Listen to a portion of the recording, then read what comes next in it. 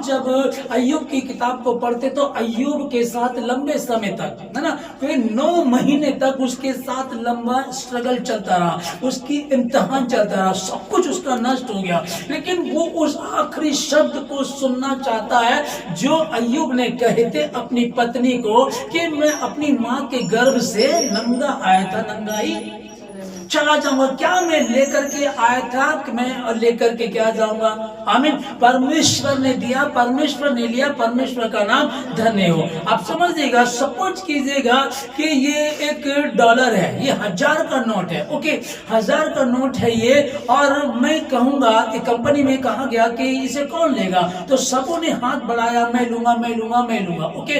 बाद में उस नोट को ऐसे कर दिया गया, बोला ठीक है, अब इसको कौन लेगा, तब भी सबों ने हाथ खड़ा किया, फिर उसको ऐसे पैरों के नीचे ऐसे ऐसे ऐसे रोन दिया गया, और तब बोला अब कौन लेगा, तब भी सबने बोला मैं लूंगा, ठीक है ना। फिर उसको ऐसे नाले में फेंक दिया गया और बोला अब इसको कौन लेने जाएगा, तब भी सब तैयार थे उसको लेने के लिए।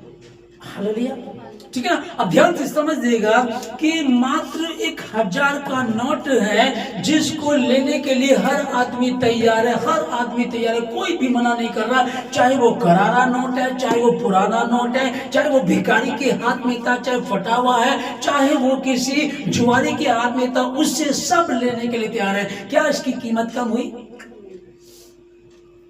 करारा डबल में चलना था, जो भद्दा हो गया वो कुछ घट जाएगा, कुछ घट जाएगा, उसमें उतने का ही रहेगा ना। आप समझिएगा, 1000 का नोट भी अगर है, 1000 का डॉलर भी है, उसे कुचल दिया गया, उसको नाले में फेंक दिया, उसे जूते से ऐसे मसल दिया, तो भी उसकी कीमत उतनी ही है, कम नहीं है। आमीन। आपकी कीमत कम हो सकती है, आप पर परमेश्वर के सिग्नेचर है। जिस समय परमेश्वर ने आपको बनाया था, आपको आशीषित किया था। आओ हम मनुष्य को अपनी समानता में बनाए, किसी भली वस्तु की घटी होने नहीं दी।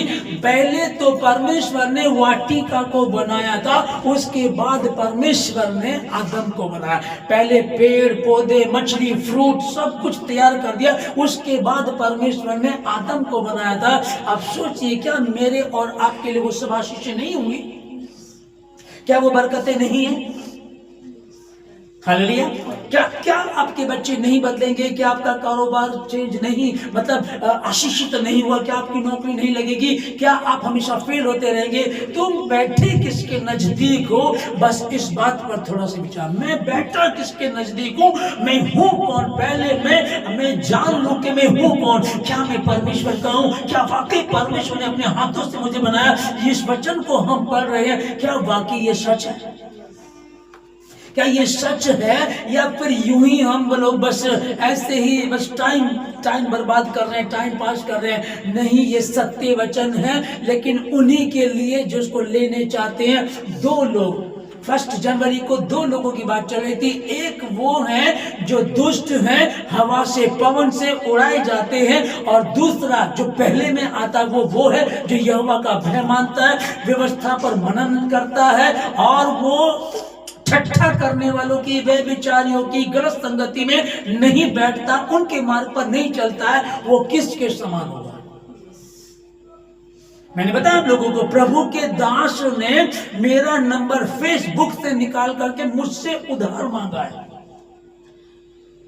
पास्टर जी ऐसे दिक्कत हो गई, पास्टर जी ऐसे दिक्कत हो गई, वो दिया नहीं दिया वो बात की बात है, ऐसे मांगा। एक कह रहा है कि मेरी माँ मरी पड़ी है और उसका अंतिम संस्कार करने के लिए मेरे पास पैसे नहीं है। एक कह रहा है कि मैं कहीं सेवा के लिए गया था, किसने मुझे फोन करके राजस्थान से दिल्ली बुलाया, और बुलाने के बाद उन्होंने मुझे किराए का पैसा भी नहीं दिया।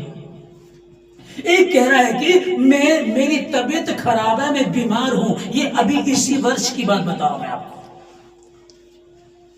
मैं नाम नहीं बोल रहा, उसका इसी वर्ष की बात बता रहा हूं। फोन करके वो कह रहे हैं कि क्या 1000 रुपए हो जाएंगे क्या? और बढ़िया बंद, मैं कहूं 20,000 से कम बंदे की तनख्वाह नहीं होगी। आप बताइए फिर कि श्राप कैसे आता है? आशीषित कैसे होंगे? आशीष कैसे आएगी? तुम कौन से वाले हो पहले ये समझो। मैं 1000 का नोट, कोई बात नहीं, कुछ ला गया। देखो दिक्कत परेशानी सब पर आती है, ऐसा नहीं कि उधार लेना गलत है, लेकिन मैं ये कह रहा हूं कि आप ऐसे समय में उस परमेश्वर की महिमा को खराब कर रहे, उस परमेश्वर की बेइज्जती करा रहे। तुम उसके समान हो जो बहती नालियों के किनारे लगाया गया और जो अपनी रीतों में पनपता है। मैं ठीक समय पे वर्षा दिया करूंगा। बीमारी पहली बात तो होगी नहीं, अगर होगी तो दवाई के पैसे भी तुम्हारे पास होंगे। प्रभु के दास की बात बता रहा हूं, मैं दासों की बात बता रहा हूं लोगों को कि वो, मैं क्या कह रहा हूं आप लोगों को कि बच्चा अगर पड़ोस में जाकर के कहे कि मुझे भूख लगी है रोटी दे दो, तो क्या समझ में आएगा इसकी मां ने इसको खाना? किसकी तौहीन है? इसकी माँ बाप की ना, किसके माँ बाप इसको नहीं दे पाएंगे। और हमारा परमेश्वर कह रहा है कि मैं तुझे आशीषित करूंगा, मैं तुझे बरकत दूंगा। हो सकता है कि बिच्छू पौधे रहे होंगे, हो सकता है कि दिक्कत रही है, कोई बात नहीं है, पर मेहंदी उगेगी। हालेलुया, मेहंदी उगेगी। हो सकता कुछ परेशान रही होगी, मेरा क्या करना है, मैं परमेश्वर का बच्चा हूं। यही बात दानियल ने कहा कि राजा के खाने को खा करके हम अपने आप को अपवित्र नहीं करेंगे, हम अपवित्र नहीं करेंगे। जो उसका जो साग पात है मैं तो वही दिया कर, बाकी अपने मीट मछली अपने ड्राई फ्रूट अपने पास रख, मैं तो साग और पात ही दिया कर। और परमेश्वर ने ऐसा किया। जब वो वहां परमेश्वर की महिमा करना चाहते थे तो परमेश्वर उनके चेहरे के तेज इतना कर दिया था कि जो राजा का ठहराया हुआ भोजन खा रहे थे उनके चेहरे उतरे हुए थे। और ये 4 योद्धा परमेश्वर में विश्वास करने वाले, इनके चेहरे तेज थे। आमीन। या तो ये वचन झूठा है या तो सच्चा है। अगर ये सच्चा है तो उसमें बने रहो, उसके समीप बने रहो। तू मुझे आशीष दे चाहे ना दे, तू ही मेरा खुदा है। तेरी निंदा में अन्य जातियों में नहीं कराऊंगा। और ये सुन करके अन्य जाति के लोग आशीषित होंगे, तुम्हें देखेंगे कि तुम यहोवा के कहलाते हो। ये जो उधार मांगते फिर रहे ये यहोवा के कहलाते हैं। ये जो उधार मांगते फिर यहोवा के कहलाते। मैंने क्या कहा, उधार लेना गलत नहीं है, लेकिन आप हमेशा तक, हालेलुया, मैं कौन हूं, मैं अद्भुत रीति से, भयानक रीति से बनाया गया हूं।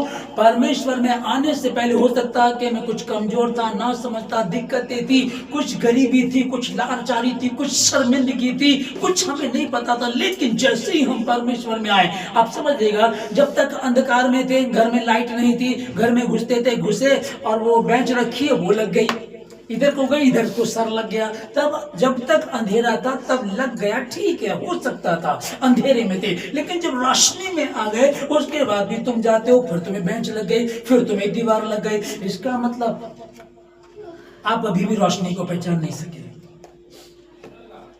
हालेलुया।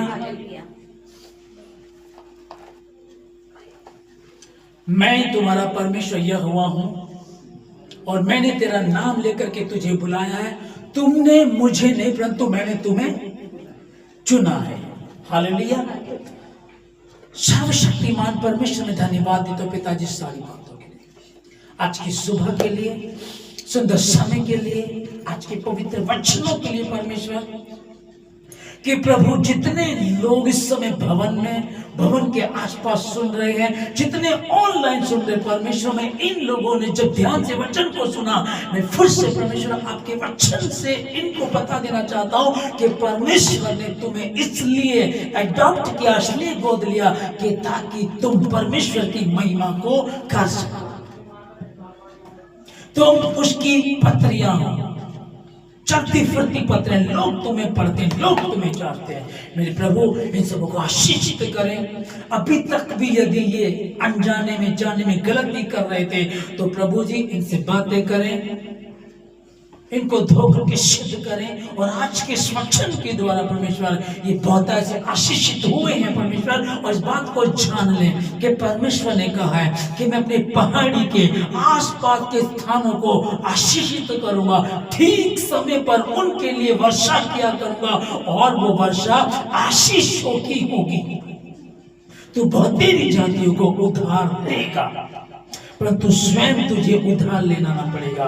जिन जिन कामों में तू हाथ लगाएगा उन उन कामों में मैं तुझे आशीष दूंगा। परमेश्वर, वो आशीष परमेश्वर आज इन लोगों की हो चुकी यीशु मसीह के नाम में।